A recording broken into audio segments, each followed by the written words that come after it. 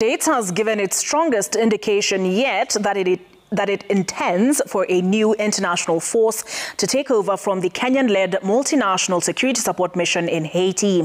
This follows a phone call between President William Ruto and the U.S. Secretary of State, Marco Rubio, on Tuesday, where Kenya lobbied for the adoption of proposals made by the UN Secretary General, Antonio Guterres, for the UN to provide logistical support to MSS.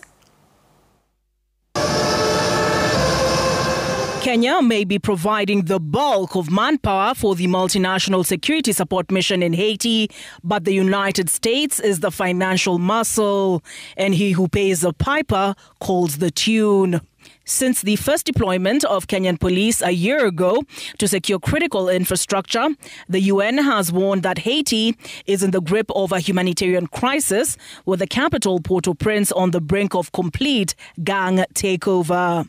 The MSS mission having been severely undermined by a shortfall in personnel, intelligence, equipment, and security infrastructure. In a move to address these challenges, the UN Secretary General, Antonio Guterres, recommended the establishment of a UN support office for the MSS after advising against a UN peacekeeping mission. The U.S. has, in the meantime, backed the Organization of American States, which it heavily funds, to take on a leading role and for the region to step up its security and stabilization efforts.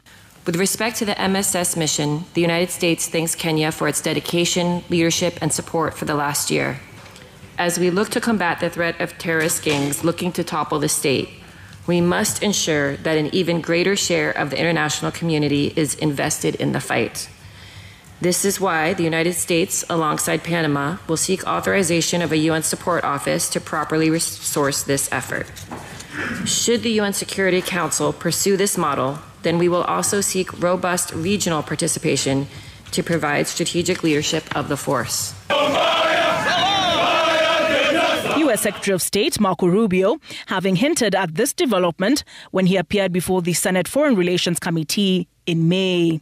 That we are seeking to come up with an alternative strategy because the one that's in place right now isn't working. And Haiti's heading in a very bad direction very quickly. I asked myself, the Organization of American States has not led a mission since 1965, I believe. Why do we have an Organization of American States if it is unable to collectively respond to what is a severe catastrophe in our own hemisphere? A move which would see Kenya relinquish its leadership role.